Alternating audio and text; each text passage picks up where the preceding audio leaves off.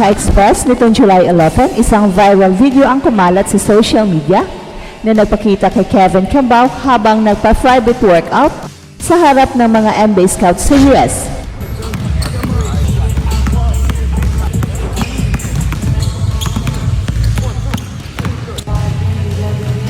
Right. Left, right. There you go. Perfect. At inuulat na ito ay una sa 5 nakaschedule na NBA team workouts para sa kanya ngayong linggo.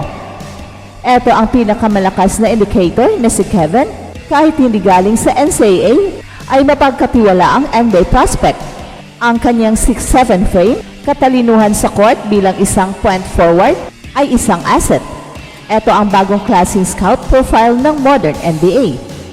Pero ang tanong, mas mauuna na ba siya kay Kai Sotto sa NBA radar? Si Kai na may 7'3" height at ilang Summer League exposure sa NBL at sa G League Ignite ay traditional big man prospect, at si Kevin Kembao naman ay nasa ibang playbook, isang ball handling forward na may playmaking instincts. Kaya saan ba talaga pupunta ang atensyon ng mga NBA franchises? Sa video na to ka-express, susuruin natin ang larawan ni Kevin sa footage. Anong drills ang pinakita? Sino ang present? At bakit ang reaction ng scouting community sa clip na ito ay higit pa sa hype? I-highlight din natin ang pagkumpara ni Kevin kay Kai. Batunda si Kevin sa bagong NBA profile o traditional pa rin bang nasa unahan si Kai? Ka-express, sa dami ng mga usap-usapan sa social media tungkol sa mga Pinoy prospects, bihira ang aktual na ebidensya na nagsimula na silang kilalanin sa tunay na global level. Pero ngayon, sa kaso ni KQ, may malinaw na basihan. Isang video clip na kumalat nitong July 11 ang nagpakita sa kanya habang nagsagawa ng NBA private workout sa US court. Wala mang official team branding sa footage, makikita sa court environment. Ang uri ng drills na ito ay isa sa mga private sessions na parte ng kanyang reported 5-team tour. Si Kevin ay nagpapakitang nasa US na siya at actively training sa mga NBA facilities.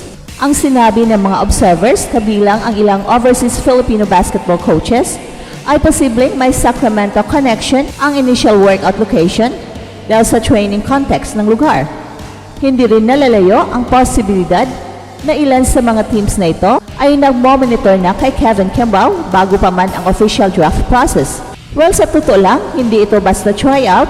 Ang pagkakaroon ng structured multi-team workout series ay palatandaan na ang NBA mismo ay may interest sa kanyang potential bilang modern playmaking forward. At ang mas nakakagulat, sa kabila ng hindi pagkakaroon ng exposure sa G League, NCAA o Europe, si Kevin ay tinatarget ng scouting circles dahil sa kanyang basketball IQ at offensive feel.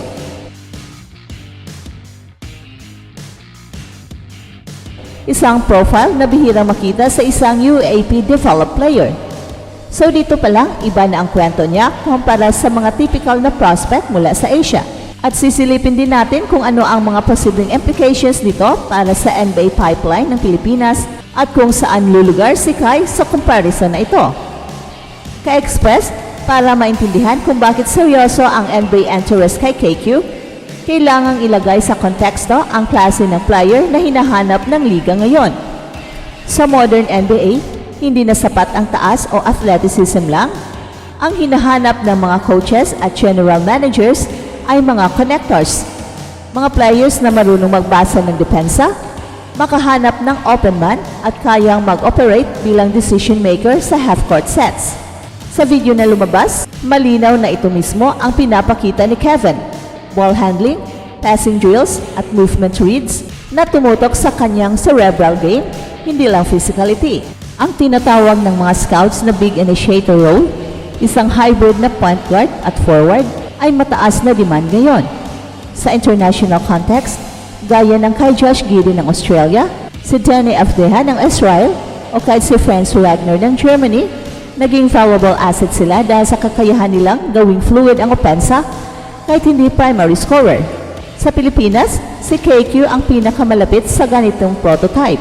May height siyang 6'7", sapat ang wingspan para mag-defend sa multiple positions, at higit sa lahat, may advanced understanding sa spacing at timing. Bagay na halatang hinasa sa LaSalle system sa ilalim ni Coach Topics Robinson. Kung ikukumpara kay Kai, magkaiba sila ng trajectory.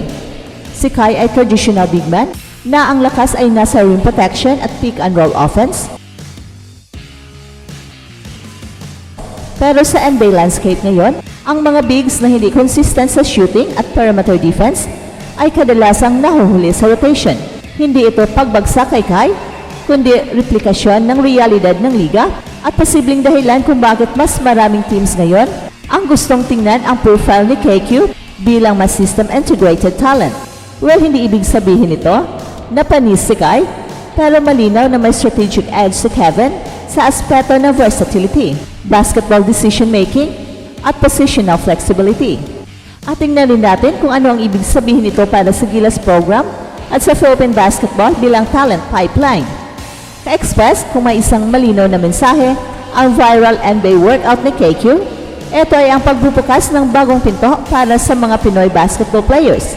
Hindi lang batay sa taas kundi sa utak ng laro. Well, sa loob ng maraming taon, ang narrative ng bansa ay nakasentro kay Kai bilang ating pinakamahusay na chances sa NBA. Pero sa mga nangyayaring development ngayon, si Kevin ay hindi lang backup o side story kundi isang lehitimong contender sa parehong larangan. Ang nakikita natin kay KQ ay isang posibleng paradigm shift. Kung dati ay laging pinagdududahan ang galing ng mga UAAP-based talent sa international level, ngayon ay meron na tayong isang produkto ng local collegiate system na iniimbitahan ng mismong NBA teams para sa private evaluations.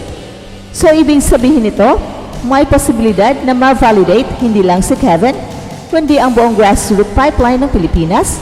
At kung mapatunayang competitive siya sa system-driven workouts na ito, at kung ma-convert siya into Summer League invite o undrafted signee deal, hindi malabong maging precedent ito para sa mga susunod na Pinoy na hindi kailangang dumaan sa overseas leagues para lang mapansin. At para kay Kai Soto, hindi ito dahilan ng pagbagsak, kundi hamon. Ang pagkakaroon ng iba pang Filipino talents na tinuturing ding NBA capable ay isang healthy sign ng pag-usbong ng ating basketball ecosystem. At kung sila man ay pagsamahin mula sa Gilas, gaya ng inaasahan sa Asia Cup, dito natin makikita ang tunay na halaga ng kanilang individual development, hindi para magkumpara, kundi para mag-complement. Sa pagtatapos ng cycle na ito ng private workouts at international exposure, isang bagay ang sigurado, hindi lang isang pangalan ang babandera ng Pilipinas sa basketball world. Ang ating lakas ay nasa lalim ng talento at sa kagaya ni Kevin Kembao, patuloy na gumugulat ang mundo sa bagong anyo ng Pinoy Excellence. At eto ang Express Info kung saan bawat kwento, ginulat ang mundo. Don't forget to like and subscribe.